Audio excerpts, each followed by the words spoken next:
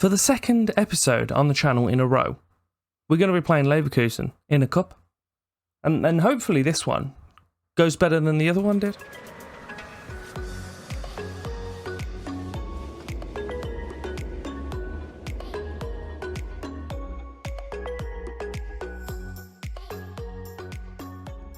We've got Brighton first in the league. They are currently sat in 18th with Gennaro Gattuso at the helm. So hopefully we'll get a decent result against them, and it will scoot us directly into the second leg of our, quarter final of the Europa League against Leverkusen. We have already played the first leg. It wasn't too bad as well, which is good. But before we jump into that in its entirety, if you could do me the favour of liking and subscribing, all the usual madness I ask for, I'd be grateful, awfully grateful. We've played the 3 games since you were last with me. Kicking off with a 2-1 loss at home against Liverpool. Less than pleased.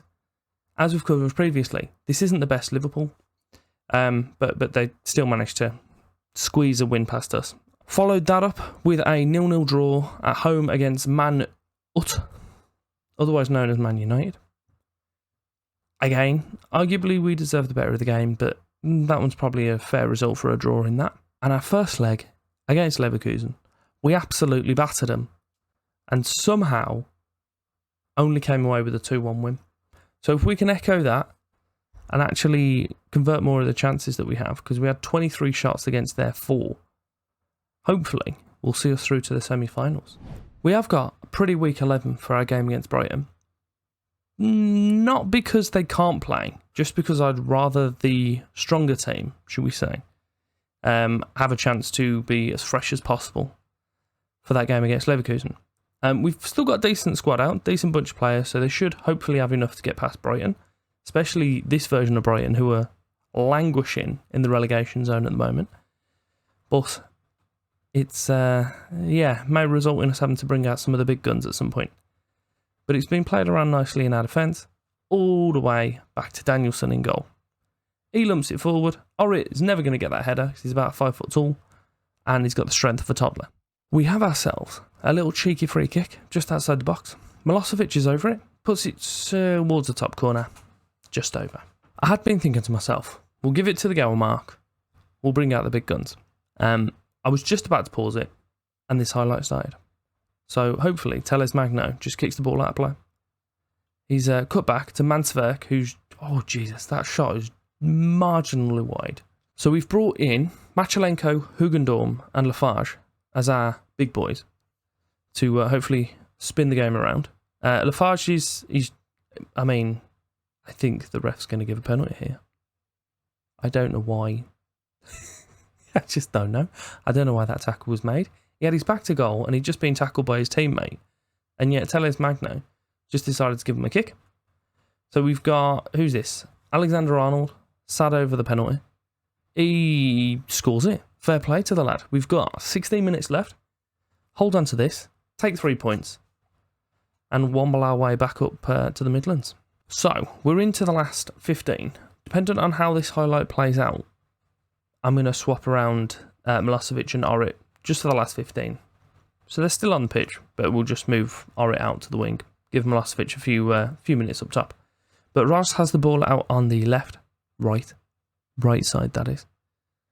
Danielson managed to clear the corner. Miller, Deckers. Oh, Danielson! What was that? It's the absolute howler from the goalkeeper. It's costing us 2 points at the moment. We have got a minute left on the board to try and drag him back. Lafarge has got himself into the penalty area. He cuts it back. There's literally no one there. Machalenko is picking up the clearance. Hopefully we'll see a highlight and it won't just finish. But we've got, what's this now? 42 seconds of the game left. Logan, Trujillo, Machalenko, back out to Logan on the left side. Nice little triangles.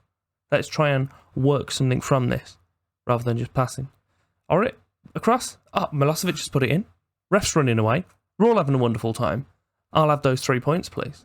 We have our return leg now against Bayer Leverkusen. We're keeping half an eye on the other leg, which contains an English and German side, as they are who we'll come against. Should we get past Bayer Leverkusen. So at the moment, Watford are 2-1 up, and they have the privilege of a home tie on their second one. Also, a notable one, Clermont-Foot, 4-2 up against Eindhoven. And just to finish off the bunch, Lazio have got a 1-0 lead against Real Sporting, who finished 9th. Can only assume they won the cup at some point. There you go, they won the Europa Conference League last year. Well done them. Good to see us, 20 minutes in, without Leverkusen even... Oh no, they've had a shot now. Literally, as I was about to tell you, they had a shot.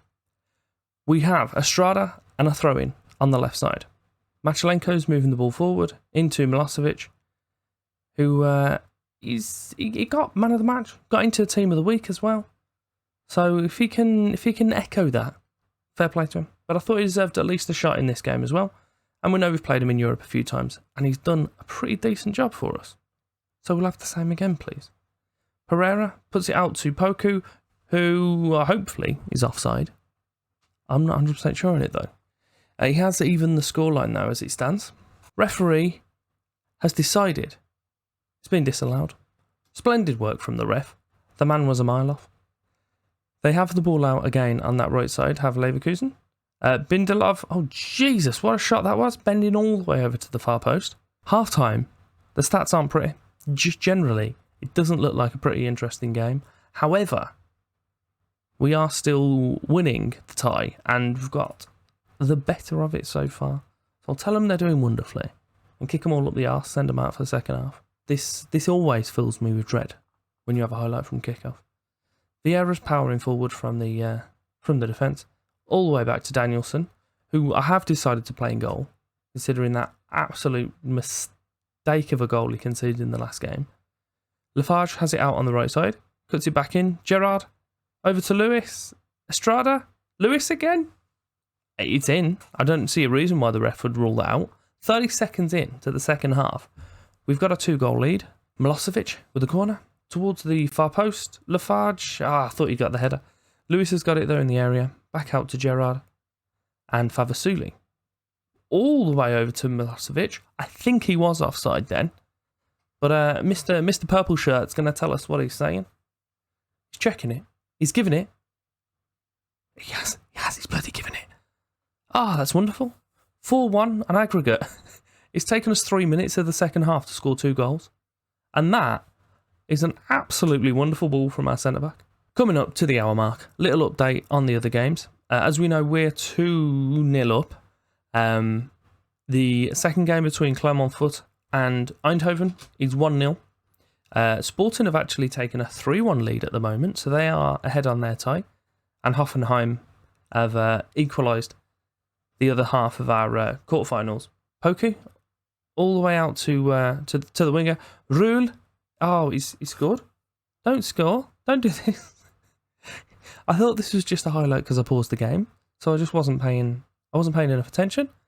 But no, it definitely counted. Estrada missed his header. Who's this? Machalenko? Vieira? Just completely gets caught sleeping. It's, again, 2-1. I've made 2 whole subs. Well, when they come through. We've taken out Lafarge and Estrada for, if I can remember his name, Orit has come in and Trent as well. So, we'll wait for this to play through. This may be another lie highlight. It may be another goal. Lafarge, back to Gerrard, across. Milosevic again. He scored again. He scored again. That lad in Europe is a madness. So into the last 10 minutes, it does look like our side of it is going to be us qualifying. Hoffenheim and Watford is still just the 1-0. So they're still tied overall.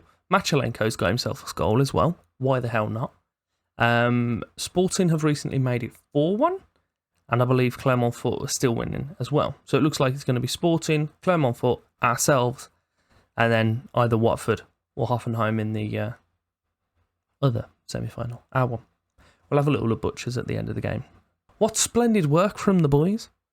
4-1 on the night, away from home. 6-2 on aggregate. It's beautiful. Joe Geldhart getting himself a brace for Clermont-Foot as they win 6-3.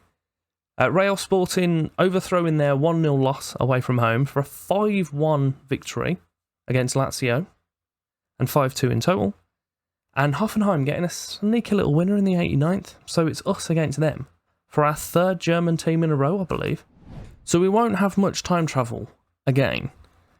I'm looking to come back for the Baggies game, who are local rivals. Dirty Baggies. Don't need them.